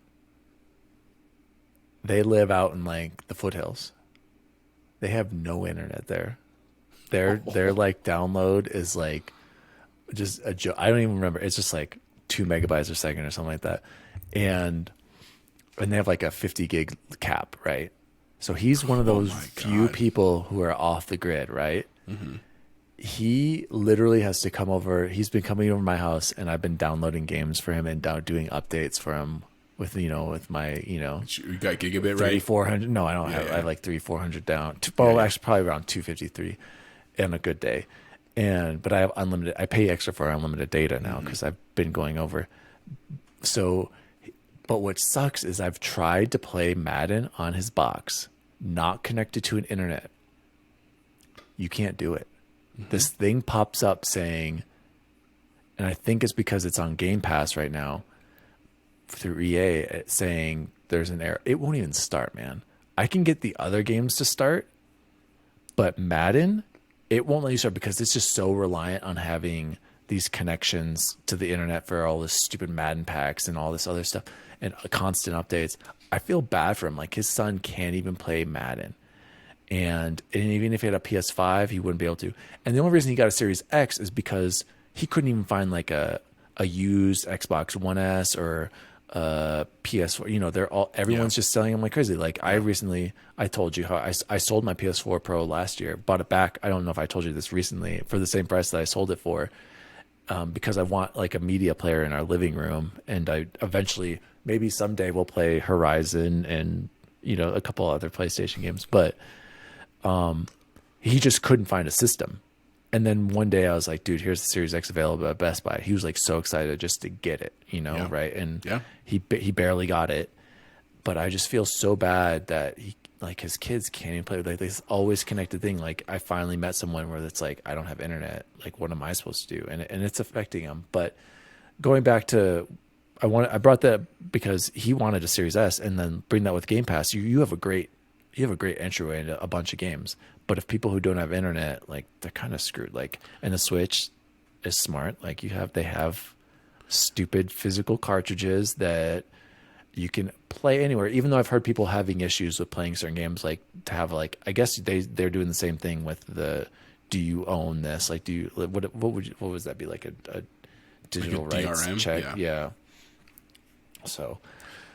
Yeah, but that's your argument for why the Switch is still popular, because it still harkens to that era of the physical media. And I mean, you obviously can buy them for the PS5 and the Xbox too, but it's so easy now at the store to be like, I like that game, click, and it starts downloading, assuming you have the hard drive space. Yeah. I mean, that is a bummer for Askins, man, because you're right. Like, there's so much of our life now that's driven by the internet. Yeah. I mean, even like mobile gaming, like on your phone, like if you have Apple Arcade or and that's the other thing. He doesn't even have like good cell service out there. He's like, when you send me a picture, it takes forever to. I feel bad. He's waiting for Elon to save him for what is it called? The Elon internet. What's it called? Yeah. Whatever it is. He signed up for the beta. I'm like, dude, Elon's got to bail you out, because I can't imagine. He's like, yeah, dude, I get unlimited data between like 2 a.m. and 4 a.m. or something like that. He's like, sometimes I try to watch a show then, but like, even I can't imagine being off the grid like that. Like, we wouldn't be able to do this. Nope, like, definitely not. Sorry, we kind of went off on a tangent there. So I want to skip with the good old days memories, Chbo Bear, and I want to push that down because I want to go back into what you're kind of going into. So last week I talked about my concerns with Game Pass and how I think it's phenomenal now, but is it going to turn into Netflix? And I don't know how much I think you use Netflix more than me, but me personally, I haven't watched much Netflix because I'm watching Hulu, Disney Plus, HBO Max. They've all taken their content away from Netflix that was originally, especially Disney. Like, Netflix had a bunch of those Marvel franchises, right? Yeah. Nope, not anymore. You can't have this. We're going to put it under our umbrella. Yeah. So relating that to Xbox and Game Pass, do you think Xbox is going to have that same fate with Game Pass, to where they're going to build this great empire with Game Pass, like how awesome it is now? And like you said, it's in phases, right? It's only going to get better. And I do think it's going to be better. Like, there are rumors that Battlefield potentially could launch on Game Pass. Like, how insane would that be? That's amazing. With that and Halo for free, like, how could you say no to $15 a month just for those two right there?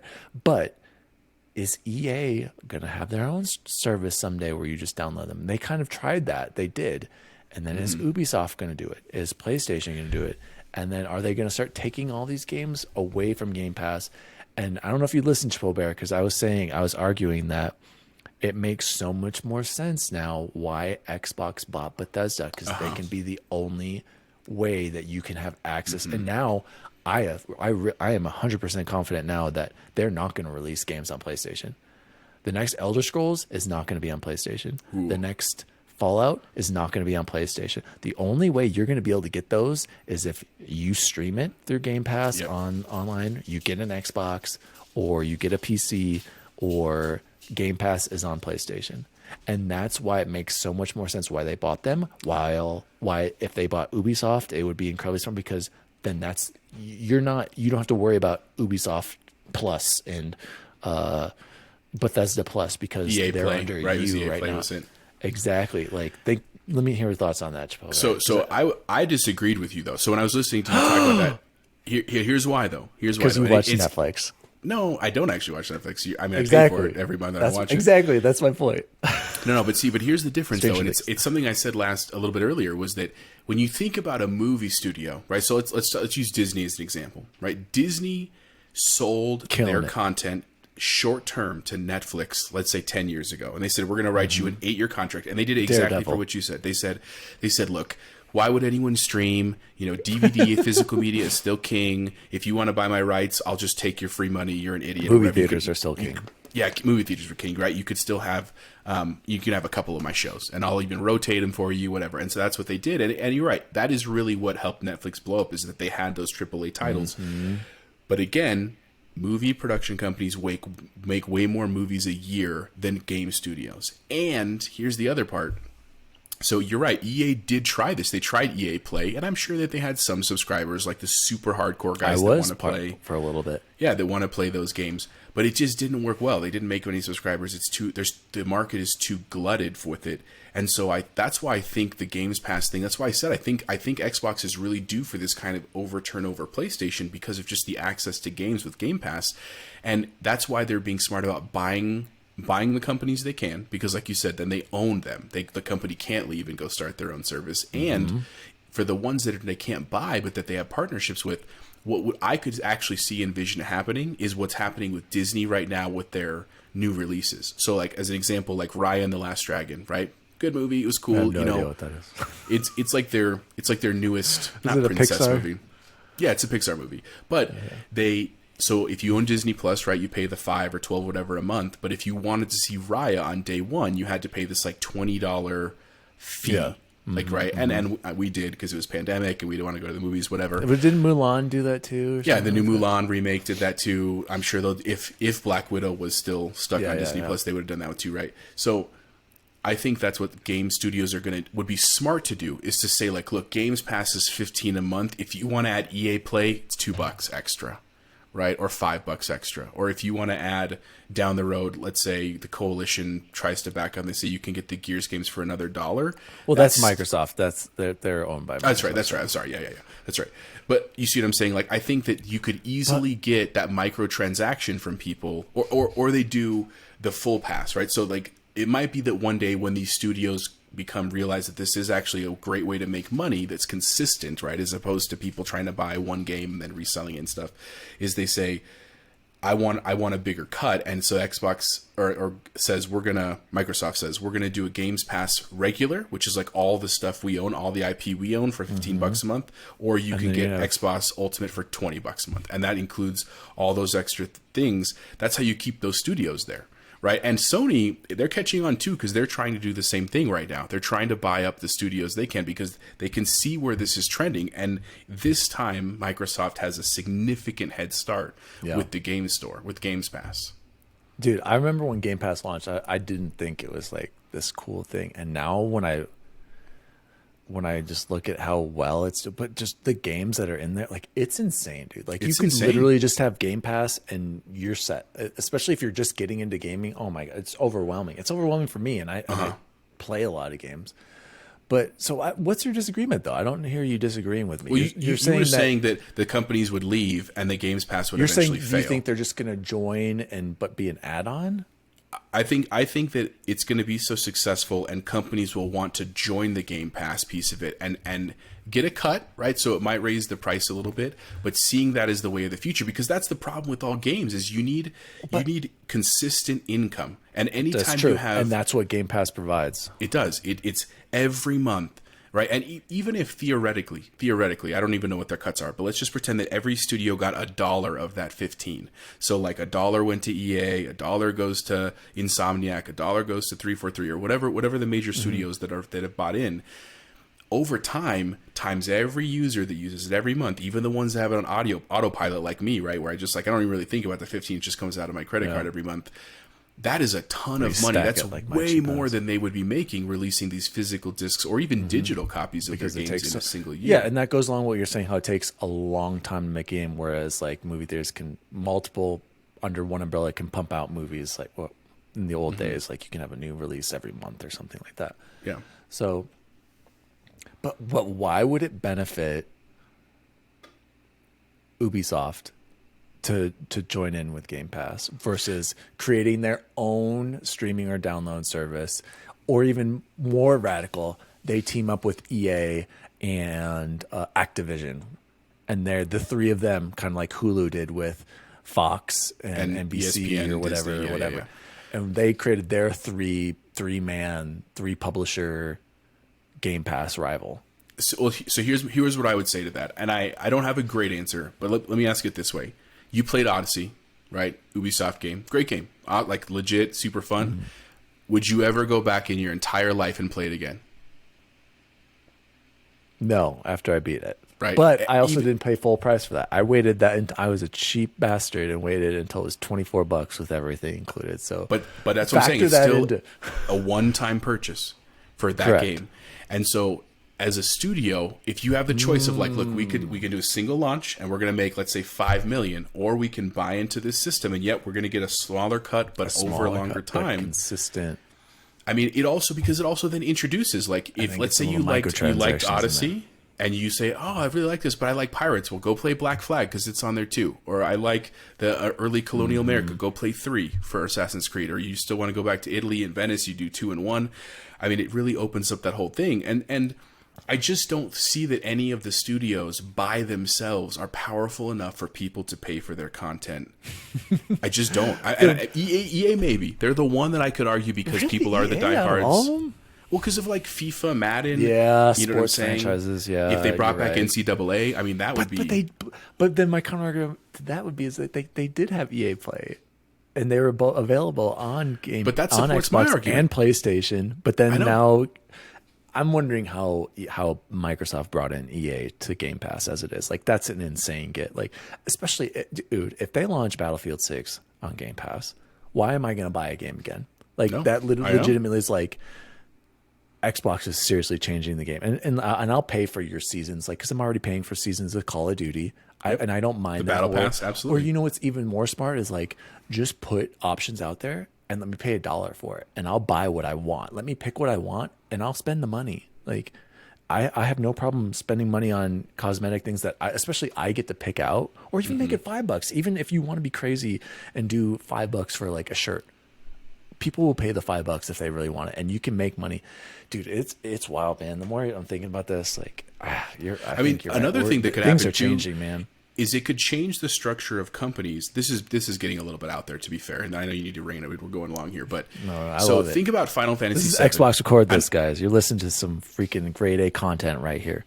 And think about the remake they just did, right? So, like, I was a huge fan of 7 on the original PlayStation. I was super pumped for the remake. I don't have a PS4 or 5, so I couldn't really play the remake. I will eventually when it gets ported to Xbox or Microsoft. Yeah, when is that happening, by the way? Yeah, I don't know. It's been a year. That was a year exclusive. I just want to point that out there. Anyway. But here's what's crazy, though. So that's basically a serial video game, right? It's in the vein of like the Walking Dead ones where there was like you get 3 episodes at a time and then it's gone. That's what they're doing with Final Fantasy, which is a AAA title.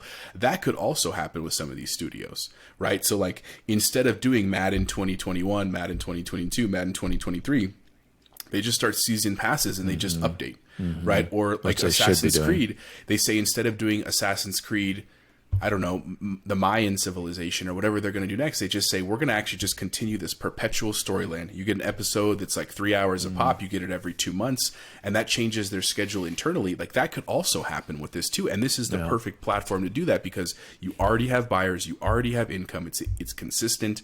And it's a great way to promote because that's the other thing too is like, Accessibility. I still want to play AAA titles. I want to play the Cyberpunks. I want to play the Resident Evils. But also there are times where it's like a Sunday in the summer and I'm like, I just want to play something for like 2 hours and I'll go to the store and you just look through and you're like, oh, that looks cool. I'll take that. I mean, that'd be a great way to get access to some of those other things. I mean, if the Coalition ended up making a new game that was not a Gears game, they were like kind of unsure about it. I bet there would be some success purely if it was on Game Pass.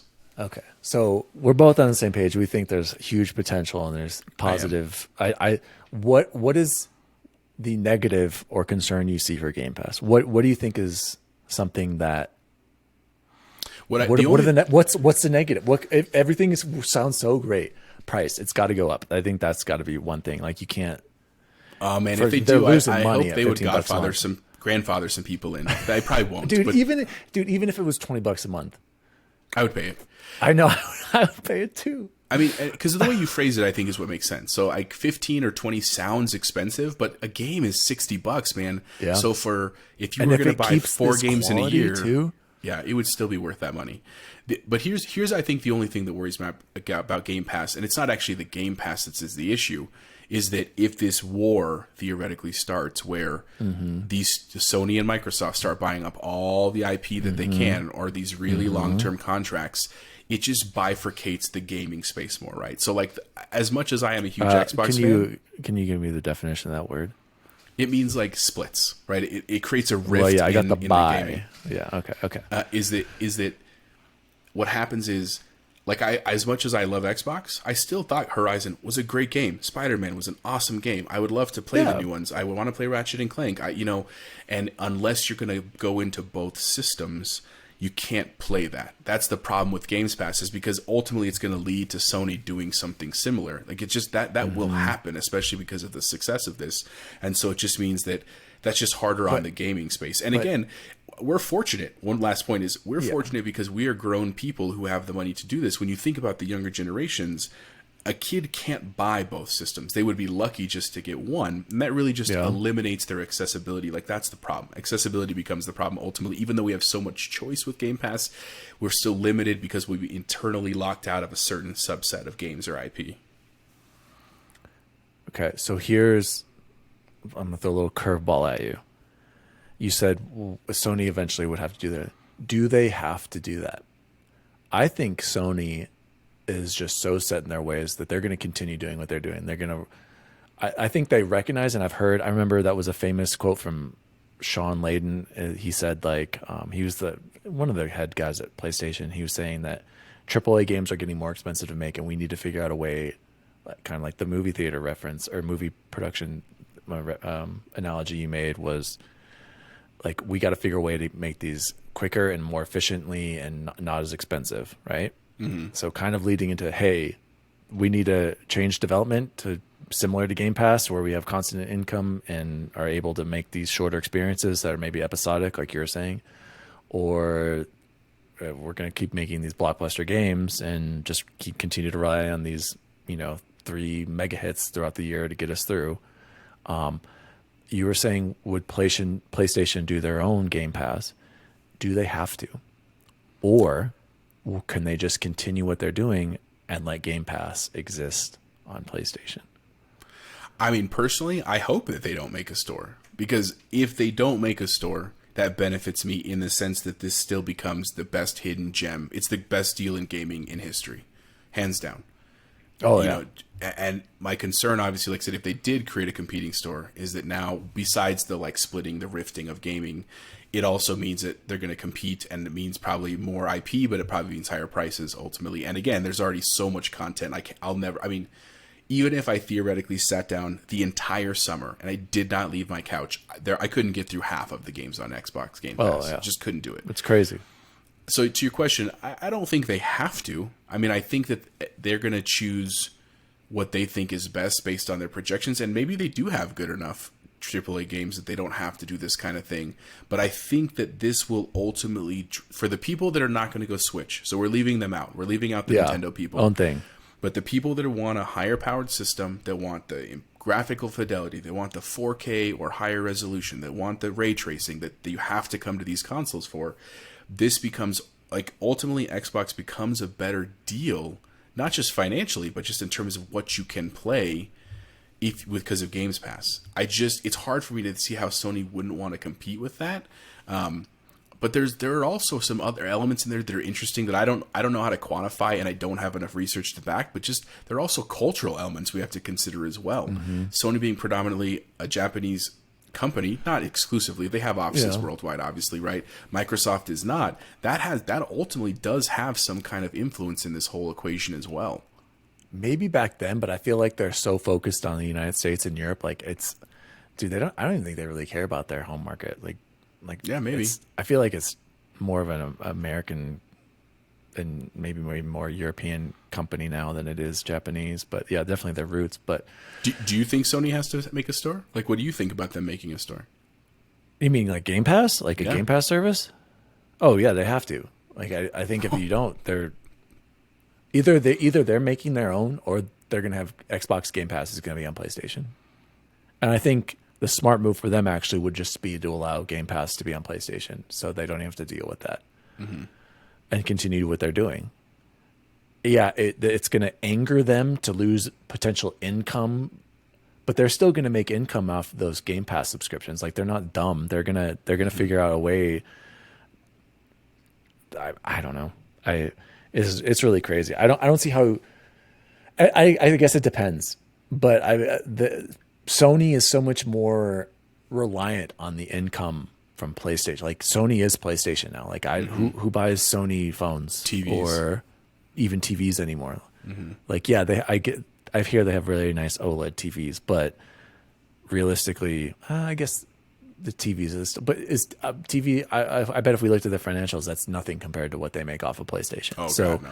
Like, Sony needs PlayStation to succeed for their business, whereas Microsoft doesn't. Microsoft. This is just like a nice bonus to their income, which is wild. Like, I can't even. Yeah.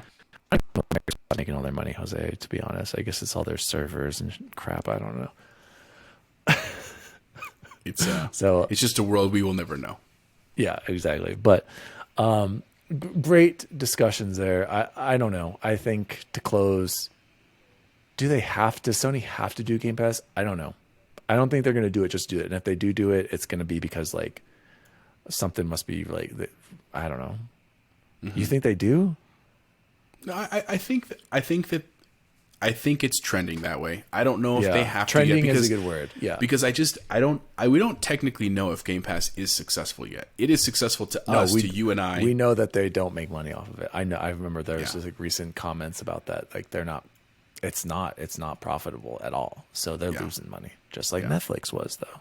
But if they lose money in an effort to get more subscribers, like more purchasers of the box, right, and get into that ecosystem, it's ultimately worth that loss originally. It's the subscriptions. Like, they're all about subscriptions now. They don't care. Like, they that was another quote in this Epic case, is that they've never made any money on any of their consoles selling them. They've all been sold at a loss.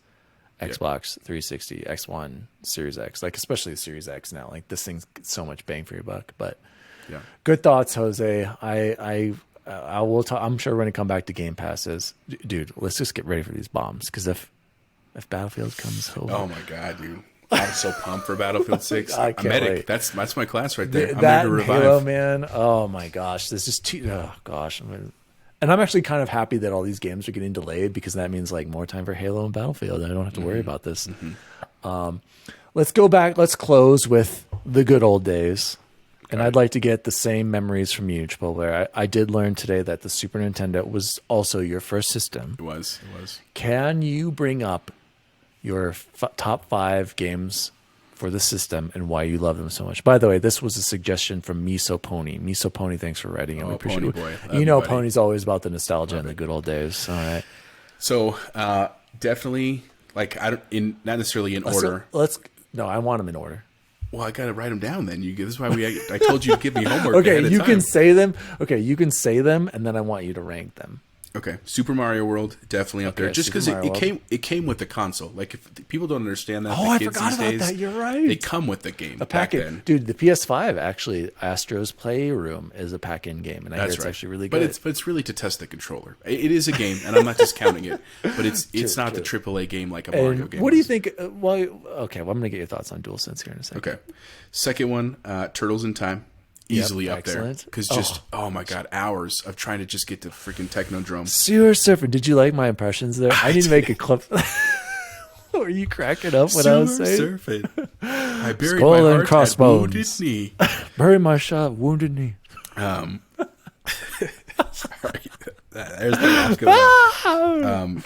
Another Sewer one surfing. has to be, and this is actually a shout out to Indoorsman, Joe and Mac. Joe and Mac was Joe a and Mac killer was that? game. What is Oh that? my god, you were two cavemen. Look this up. Right? And, oh god. I mean, it's actually a pretty sexist plot. Basically, your woman got stolen. Hey, different times, right? Different times. And you had to rescue them. But it was a 2D platformer. Mac. It was a side by side co-op. So like one of you was Joe, one of you was Mac, and so like again, old school sleepovers, hours, because it was also an incredibly challenging game. Incredibly challenging. I mean, I think Chance and I only got to the final boss like 3 times ever. Playing it, and they did a sequel. They've done lots of other like spin-offs since then, but Joe and Mac was definitely going to be up there for me. Oh yeah, look at there. Here's Joe and Mac Lost in the Tropics. Joe and Mac 2.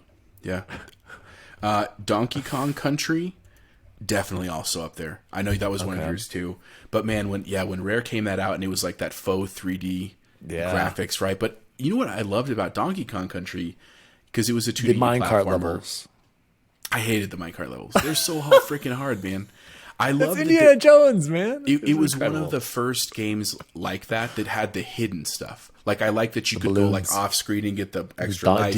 You could get the Kong KONG, KONG, and you get the bonus life. And I loved that element of it because it also carried into 2 with Diddy Kong's Quest and then Dixie Kong's Quest, right, for the third one. I really liked those ones as well. And then number 5. Some standout ones that I are up there, like Earthworm Jim, super dope.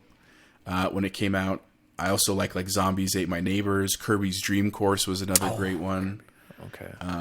Yeah. Wasn't there a Kirby's that had all of them? There was like a Kirby game that had like just a bunch, and I'd never played Kirby. I remember All-Star. No, that was Mario All-Stars. Yeah. No, it was something like that. Yeah. Even I have to look it up. Me and my younger brother. That's like one of my favorite like gaming memories with Pony was playing that when he was like really young too. That was like the first game, and that was great co-op too. You could play it together. It was.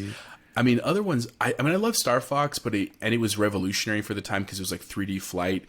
But like looking back, it does not hold up. Terrible. Well. It's terrible. Yeah, I remember just being obsessed with it. I don't even know why. Me, Andy, and Ward and Jason Can, we'd just pretend we were flying around on our skateboards as we slid down the road, and we built like these things. Jose, where we put a long like a plywood on top of it, like the width of the skateboard, but really long. Yeah. And then we like a 2x8 or a 1x8. Yeah, something like that. And then we put like a pillow in the back. You know how there are those freak, like a luge. Like a luge. Yeah. Like with skateboards, back in the 90s. Yeah, Rage. Hardcore X Games. Rollerblades. And so rollerblades are amazing. But so anyway, we built these, and then we put bungee cord. We bungee corded it to the skateboard, and then we bungee cord the pillow, and we would like go down like a luge, right? And then we also built these mechanisms on the side. We would be going down our street, and we would dock into it at the same time, and so it was incredible. Like if you ever saw this, like you imagine seeing a kid going down on this random skateboard, laying down, and then us docking in there, and we would click in too. It was incredible. It was big. I don't even know how we did it, but we did. And we would just pretend we were the stupid Star. Long story short, we thought we would pretend that we were Pepe the Frog and Star Fox and that Falco. I thought it was Flippy the Whatever. Frog. Anyway, I don't know. Oh, by the way, the Kirby game on the Super Nintendo, Kirby Superstar. So there was a star. Superstars. Yeah, was great game. Close. 8 games in one. God, that's what it was. I mean, I'm trying to think. So a couple other that are noteworthy. That I definitely would like. Mario Kart. That was the first Mario Kart, was SNES. Also doesn't hold up well, but like obviously the start of like many stuff like Yoshi's Cookie was dope. F-Zero was a super dope game. F-Zero. Did you play Pilot Wings? I never played Pilot Wings. I just remember being the parachute trying to land and missing it every time. But you know what? The game I'm going to go with for my number 5. Okay, let's hear it. 5. We'll go 5 down to 1. N7 Indoorsman list. Actually, I think I did it. I think I did it in reverse or in normal order. Okay. But so number 5 that I haven't stated is actually going to be Mario RPG. I don't know if you remember that game, but I never got into it, but I do remember that. A lot of people talk about that. I never played it. It was the first RPG I played like that, where you leveled up characters and you had to choose your party and stuff. It was very reminiscent. Was it like Final Fantasy only with Mario? Yeah. Okay. Yeah, with it was like a Chrono Trigger Final Fantasy clone, but in Mario. I really liked that. So my number 5. 4 was the Donkey Kong. Although I think I liked 2 better than 1. Diddy. But I have to give the credit to 1 because it's the OG. Yeah. Then Joe and Mac in 3. Turtles has got to be 2 because man, so many hours, dude. And it makes me so pumped for that remake that's coming out of the arcade, right? It's going to be on Xbox. Oh my gosh! $20. I can't wait. Pumped. By the way, it hasn't said any the other systems. I think it's only said Switch or released it, but it better be on everything because they'd be stupid not. Oh Dude, my god! So excited! If it's a 4-play online, that's all we're going to do for a month. And then the number 1 has got to be Mario World, just because Super Mario. I mean, it was the first game I ever beat as a kid by myself. It was the first, Did you do Star World and do the, Yeah. Eventually getting all the stars and getting that. And it was also the first, it's how it taught me how to play games, right? It taught you timing. It taught you jumping. It taught you about collectibles. It taught you about, this is another Yoshi and he's a different color, but it's not just another color. He has a different ability than the other. I mean, it set the groundwork for so much. And was safe for a 7-year-old kid to play. That's a pretty impressive feat. That's a really good point about how it taught you how to play, and that's so true. And it's funny you mentioned that. I was listening to my boy Colin Moriarty over on some other podcast, and he said they were talking about think about Super Mario World and how you're right. It teaches you how to play a game, and not only that, but think about how that game still holds up. Mm-hmm. Anybody can go back and play that and learn from it, and it's still fun, phenomenal time with it. Yeah. And that's part of why Halo did so well. That's why we're so nostalgic for Halo. That was our first person shooter, right? And it taught you multiplayer for me, for timing and the reticle and grenades, jumping. Yeah. The sticky grenades. Oh my god! And they didn't stick in Halo 1, by the way. They just bounce off people. I so many times where they're terrible. And it's funny you mentioned Super Mario World, which sadly I don't know how I forgot to mention it on my list because you're right. Mine would be. To go with Chipotle Bears, mine. Okay, so mine would be. Do I knock off Donkey Kong? Dude, that's for. So number 1, Zelda. 2. Man, this is really hard for me, Chipotle Bear. Zelda, Metroid, and Super Mario. You can put those 1 through 3. I know. Great. And then I would probably have to say, Turtles in Time. Mm-hmm. And then. Do I go X-Men or Donkey Kong? I gotta go Donkey Kong. X-Men is a great game though. Did you ever play it? I know. When you talked about it, I had never played it. I'll have to get an emulator or something and try it out. You gotta, dude. It's still holds up too because I didn't realize it until I played Mega Man. It's basically Mega Man with X-Men skin. And is it on the Switch service? What's it called? The Switch is no, it's not on that. Okay. No. Speaking of Switch service, last February, before the pandemic hit everybody, February 2020, the last trip I went on was to Cito's wedding. Shout out to Cito. And I brought my Switch. That was the last time I played my Switch. And I played Super Mario World and I got every star. And I did everything. I got that where isn't there a star at it says 96 and there's a star, 96 exits, I think is what it is. I got every exit. I don't know if you've ever done that. That should be on your list. And then I got 100% on Metroid. I'd never gotten 100% of the collectibles. Oh, snap. That's good. And then now my goal is to do everything on Link to the Past, which I've never done. So that's my Switch. That's how I use my Switch, Chipotle Bears, to play Super Nintendo games. So retro stuff. So one follow-up question, though. Turtles in Time. Who is your turtle? I just have to know to Raph. play. It's always Raph. Oh, my God. That was the worst choice. No, he's fast, dude. Raph is, once you master him, he dominates. I'm not even kidding. Once you master Raph, he's unstoppable. It's just too quick. No. Literally, Who were he's you? fourth Who were place. you? I was Don't tell me you're Donatello. Mike. I was the smart one. Donnie was my second choice with the bow staff, amazing range. Yep. And then Cito was always Leo, and my brother with the was, spin attack. Yep. I think my brother was Mikey all the time. Dude, everyone hated Raph because he lost health the quickest, but he was. He didn't have any reach. That was his size. Just he lost health the quickest too. But anyway, we'll talk about another. Okay, back to Turtles again. Another thing. Another Turtles thing. Cito and I, when in high school, that was like our goal. We oops. Are you still there, Chipotle Bear? Yeah, I'm here. I see you. Okay, sorry. Another thing was our life goal was to beat Turtles in Time sub 20. We call it sub 20, so in less than 20 minutes. Oh my God. We never did it. The closest we got one time was 20 minutes and like 12 seconds. And Oh my God, that's incredible. dude, and I swear the timer, we'd even like time it, like something was with the timer, like it wasn't timing correctly, but that's like the closest we ever got. We were obsessed, Jose. Like every weekend we try to beat Turtles in sub 20, and we got so good. That's And impressive. you'd hear me man. yelling at you like, will you throw that, because you have to throw the ones that had Shredder on that one level, and the technical one where to you have the to throw screen, them, right? to the screen. And it'd always have to be up to me to throw those damn Foot Clan at them, because he'd always choke. He'd always like, I'm sorry, I'm choking. You see, he's just, this is too much. Just freak it out. So, So good. all right, well, Chipotle Bear, let's close out. Look at this. Guys, you've got some serious content right here. We're an hour and 45 minutes, Chipotle Bear. I just want to throw that that's there. my I'm sorry. apologies. I'm so Long-winded. sorry. No, Two teachers. no. I'm sorry that I'm taking time from you in Resident Evil 8 and taking time from me to sleep, because I'm just going to stay up all night. Let's be real. Chipotle Finish Bear Mass Effect closing. 1. Dude, I'm going right to it right now. I'll see you online in a second here. I'll see you there. Are you buying any games this week, or is it just Resident Evil? And is there anything else going on in your life? Anything special? What are you doing this weekend?